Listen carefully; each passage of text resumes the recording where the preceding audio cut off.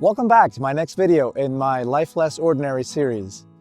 In my last video, I talked about why I'm going on this year-long journey and the motivations behind it. So if you haven't checked out that video, check that one out first. In this video, I'm going to talk about how I packed for an entire year on the road. And I'll also answer a number of the questions that you all wrote in and asked me about. So let's get into that. I'm Madhavan. Photographer, adventurer, storyteller. For the next year, I have decided to live fully on the road, exploring this beautiful world, one breathtaking vista at a time, capturing its magic through my lens and sharing my journey with you. Join me as we explore, create, and inspire. In the last video, I talked about going on a year-long journey with my Subaru Outback Garuda. Now, I've never named a car before, but seeing as how this vehicle was going to be my companion for a year on the road from Arizona all the way up to the Pacific Northwest, keeping me safe and comfortable, it felt fitting to give this guy a name. Now, Garuda in Hindu mythology happens to be the mythical king of birds. He's a guardian and protector and swiftly carries whoever he's riding with safely to their destination. So it seemed very fitting to name this car Garuda. So meet Garuda, my Subaru Outback. We are here in Springfield, Missouri on day 2. I left New York City yesterday morning, stopped in Columbus, Ohio last night, and I'm in Springfield, Missouri tonight, and we'll be in Amarillo, Texas tomorrow. So let me very quickly just show you how I have packed for a year on the road. So let's get into the first question. How exactly did you pack for a year of travel? So to answer that, and to figure out what I wanted to take and what I wanted to leave behind or throw away or donate or whatever, I asked myself 2 very simple questions.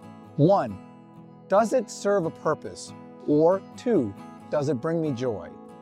And if I couldn't answer those in the affirmative, then it had to go. So everything in here either has a purpose or brings me joy. Let me show you. So the bulk of my life is packed into these 4 containers. These 2, and there's 2 behind it in the trunk of the car.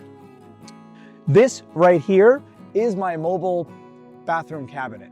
It's got toothbrush, toothpaste, first aid kit, you name it. Essentially, everything that would be in your bathroom cabinet fits in this box. Over here in this box is all of my winter gear. I have a lightweight puffer jacket, I have a midweight jacket, and I have a heavy parka for those winter mornings in Montana, Glacier National Park.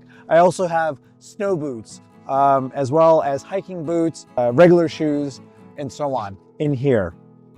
In the back, similar box like this, in the back over there is all of my camping gear. It's got my 2-man tent. It's got a mattress, a sleeping bag, a camp stove, fuel, even has a hammock as well back there. And then the box behind this one over there is all of my nighttime astrophotography gear. Everything that I need literally for a night out under the stars. So it's got my telescope gear, it's got my reference manuals. It also has a Starlink, and it's got a portable battery bank as well to power things at night when I'm away from a power source. Second question I got from a lot of people was, are you going to be living out of your car? Obviously not, as you can see, right? So Garuda has all of these things in here. I have planned out this entire year living in Airbnbs that are strategically located near the places that I want to photograph. Now, there might be a night or 2 where I may need to stay out of Garuda, in which case I'd clear all these things, leave it in the Airbnb, and then go spend a night in the car, but that's not likely. That might be for a night or 2. Mostly I'll be out of Airbnbs. Question number 3. Are you going to be eating rice and beans? No, obviously not. I think when you spend 3 years in New York City and get introduced to the foodie scene, you develop a taste for food. You also learn how to cook pretty well. So this right here is my mobile kitchen. It's got everything I need to cook really good meals, and I do like to cook. I also have a bunch of hard to find spices and things like that in here as well to make sure that I am well fed for this year on the road. Next question, have you gone completely crazy? That's debatable. I also got asked, have I given up my day job and decided to do photography full time? No, I still have a day job. Fortunately for me, I can work remotely from anywhere. And so as long as the Airbnb has Wi-Fi, I can work from pretty much anywhere. As most of you know, if you follow my photography, I specialize in blue hour and golden hour and night photography. So the beauty of that is I can wake up, shoot sunrise, come back to the Airbnb, get on with my day, get into meetings, emails, phone calls, that sort of thing. And then when the workday is over, I can grab my gear, go out, shoot sunset, do some night photography, and then come back. So it actually works out really well. And then the last question, from a photography perspective, what's in your bag? Let me show you. Okay, I've got my bag here on the ground, and let me just show you what's in the bag. So my main camera is the Canon EOS R5. This is the camera I use for the bulk of my work. It's fitted with the RF 15-35mm lens, which I use for close-ups as well as for astrophotography. And then I've got my backup 5D Canon 5D Mark IV. In case anything happens to the main camera, I've got the backup camera ready to go. In terms of lenses, I've got the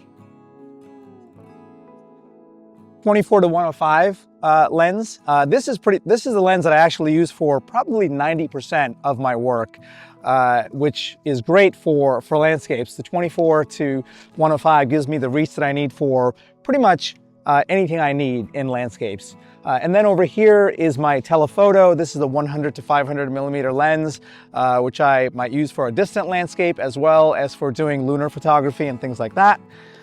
With this lens, I also have a 2x teleconverter. What the 2x does is when you fit it behind it, it takes the 500mm and doubles the focal length to become an effective 1000mm lens. I don't use it that often, but when I do, particularly for moon photography, it comes in very, very handy. I also have a Bluetooth remote shutter. This is great for either doing selfies or just not touching the camera so it doesn't move. And then here I have the Case Armor filter system. I am Case USA ambassador, so I use their filter system exclusively. And then in Garuda that you don't see here is my DJI Air 2S drone, which I use for all my aerial photography. This is just the beginning. The gear is packed, the road is calling, and I can't wait to share this journey with you.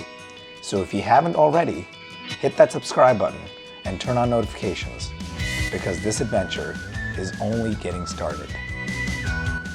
In the next vlog, I'll take you along as the journey officially begins, capturing breathtaking views, chasing the perfect light, and embracing the adventure of a lifetime. You won't want to miss it.